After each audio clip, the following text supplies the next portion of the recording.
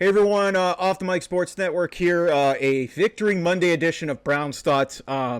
Okay, so we spent a lot of yesterday talking about that incredible win against the Baltimore Ravens, winning one for Jim Donovan. And now let's move this thing forward and let's talk about what the rest of the season could look like for the Cleveland Browns. Because I pointed this out in my immediate reaction, my post-game thoughts. That team looked a lot like the team with Joe Flacco. Yes, there's been injuries on this team. There still are penalties. There still are issues. But Joe Flacco, when you have a quarterback, or in this case, Jameis Winston, a quarterback that can push it down the field, and there have been guys that have gotten schemed open, and it leads to Cedric Tillman having a great day. It leads to Jerry Jeudy having a great day. David Njoku, Elijah Moore's catching passes. Like, the defense is playing hard. This team felt soulless for the first 7 weeks of the season, even with one win. And in one game, you saw hope with this team. They finally get a 300-yard passer that they haven't had since Joe Flacco last season. It's like the injury was the best thing that could have possibly happened to this organization to get them to realize, hey, and I don't understand why they didn't. I guess they wanted to try and convince themselves that this thing could work. But had they stopped this maybe after the Vegas game or even after Washington or Philadelphia, maybe this season looks a little bit different. Now, can Jameis Winston save this season? Because now this becomes a completely different conversation. A week or two ago, we were having a conversation about whether or not the Browns were going to draft number one overall, potentially draft Shedeur Sanders, Cam Ward, Carson Beck, whoever, Jalen Milroe, any one of these quarterbacks in the NFL draft. This upcoming season. Now this becomes a completely different conversation with Jameis Winston because he's only 30 years old, and Jameis Winston's got his faults, but there's belief with him. People want to play for him, even if he's a little bit goofy with kind of his preacher mindset with some. He's still a lot of fun, and there's just a lot of excitement and a lot of energy that wasn't there with this team with Deshaun Watson. So the question becomes, can Jameis Winston save this season? That's the question. Can Jameis Winston save the season for the Cleveland Browns? Because here's what they've got the rest of the way. So they've got the Chargers at home this coming Sunday. I think there's a good chance that they can win that game. Based off the way that they're playing, we'll see how Denzel Ward's health is. We'll see how JOK's health is. But the Chargers haven't exactly been lighting the world on fire. And that's a West Coast team going east, so it's an opportunity to win a game. Then they get a bye. Then they go to New Orleans. New Orleans has been in the tank ever since starting the season 2-0. Derek Carr may be back for that game, and that maybe changes the outlook, but they have a good chance of maybe going to New Orleans and getting a win. Then they have a stretch, a short week. They play Pittsburgh on a Thursday night at home. Pittsburgh has not exactly been lighting the world on fire either. There's a good chance that they can win that game. They then go to Denver for a Monday night football game. That'll be very interesting. Denver's been playing pretty well, but it's a gettable game too.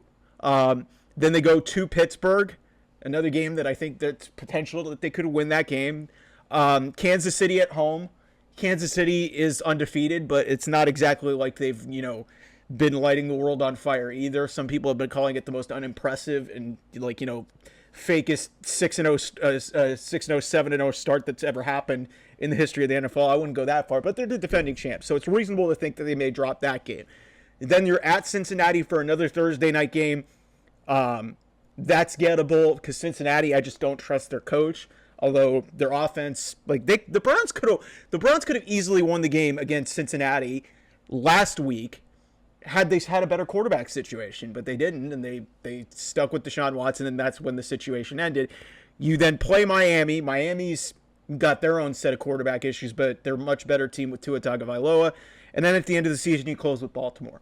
So I run through that schedule to just illustrate to you that, hey, if you can navigate that schedule potentially to get to 10-7, 9-8, nothing is off the table with this team right now with Jameis Winston, because that schedule that looked kind of daunting coming out of the first 4 games of the season where they only went 1-3 and then they go 1-6 through the first 7. If you win this game against the Chargers going into the bye with what they have coming off the back end of that, with maybe only one, I would say, guaranteed loss, everything else is really a coin flip that they can go get. Kansas City, probably not a game you could get, but hey, they beat San Francisco last year with P.J. Walker. So who's to say?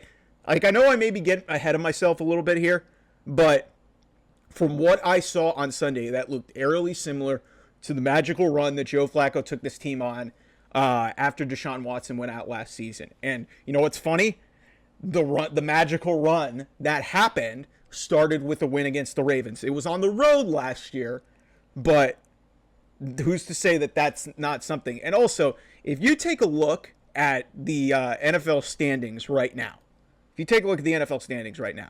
and you look at the playoff picture, currently the 7 seed right now in the AFC, because 7 teams make it from each conference.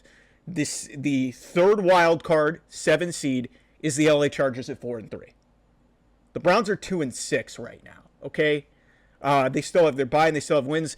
Teams in front of them are Indianapolis, Cincinnati, and Miami. Okay, and the point here is the bottom half of the AFC outside of the division winners is not very good. The Steelers, if provided they win tonight against the Giants, move to 6-2, and they're in a firm position. Baltimore is also fighting for the top of the division. The division's really off the table because I just don't see a scenario where Baltimore or Pittsburgh falters that much down the stretch. But when you piece it back to, hey, the 7 seed right now is 4-3. The next best team in the picture is Indianapolis at 4-4. They've got a quarterback issue with Anthony Richardson. Then you've got Cincinnati at 3-5. They're falling apart. Miami is 2-5 this season. For all the talk about the mess that's going on with the Browns, Miami's 2-5. Granted, they've had issues. Also, side note, the New York Jets are 2-6 and technically have the second worst record based off of tiebreakers in the entire AFC. That deserves way more attention than what's going on in Cleveland. So kind of getting all over the place here, but the point is the Browns, if they can navigate the rest of this schedule with maybe 1, maybe 2 losses and get to 9-8, 10-7, there's a decent chance that they can sneak into that last playoff spot with Jameis Winston. And what a run that would be to win it for Jim Donovan, to get to the playoffs again, and really prove once and for all what I have been saying since the tail end of last season, start of this season, that this team is better off and this organization is better off without Deshaun Watson. And if he did not have that contract attached to them, this would have been resolved. This would have been over with. But that's the reason why. It's just they made a bad quarterback investment, one of the worst investments in the history of sports in the NFL. So I think there's a chance that Jameis Winston can save the season for the Cleveland Browns, take this team to the playoffs, and potentially be the long-term answer at quarterback. He's only 30 years old. Yes, he's had a lot of trials and tribulations in his career, but you just see that team plays hard. It's the perfect quarterback. Yes, he's probably going to make mistakes, but hey, this team got by on Joe Flacco doing the same thing. And Joe Flacco's 10 years older than Jameis Winston. And yeah, I mean, in a perfect world, I would want Jameis Winston to be the answer at this position, because at least you don't have to start over. With the roster that they have, with the talent that they have, in the window to win is now. They wanted it to be Deshaun Watson. It's not going to be him, okay? So now you've got to find the guy and that's going to line up with your timeline. If you go get a Cam Ward, if you go get a Shedeur Sanders, which, you know, I would be fine with, but I just don't see Deion Sanders, you know, wanting his kid to go to, they're going to try and leverage their way to get to Vegas or somewhere more desirable. But if you look at it, like, Jameis Winston does fit the timeline of this team. So if he's able to have a resurrection type deal, there was a lot of mentions of Steve Young. I know that's a little bit lofty for him getting the career resurrection at age 30. You're seeing it with Sam Darnold now being in a new spot. You're seeing a bunch of these other QB reclamation projects that are starting elsewhere. Geno Smith's had it in Seattle.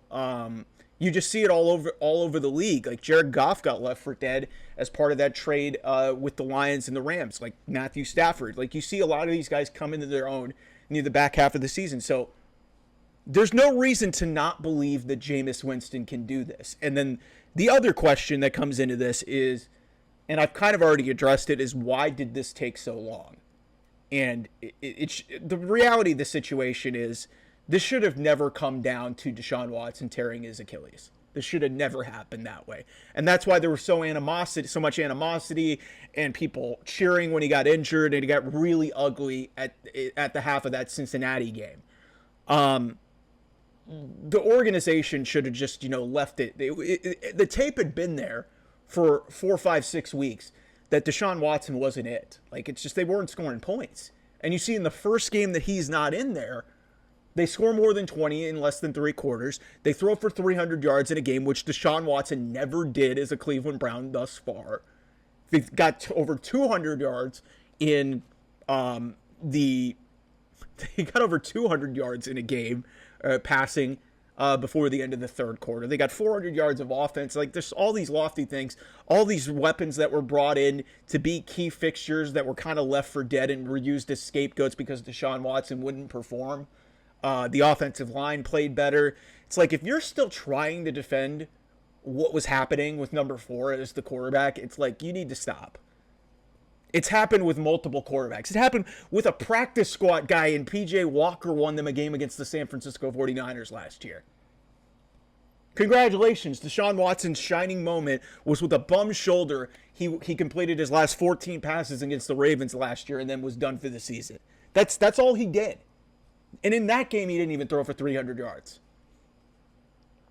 What more evidence do you need that this ain't working? But this is really about Jameis Winston. I think that there's a real good chance that he could potentially be the guy.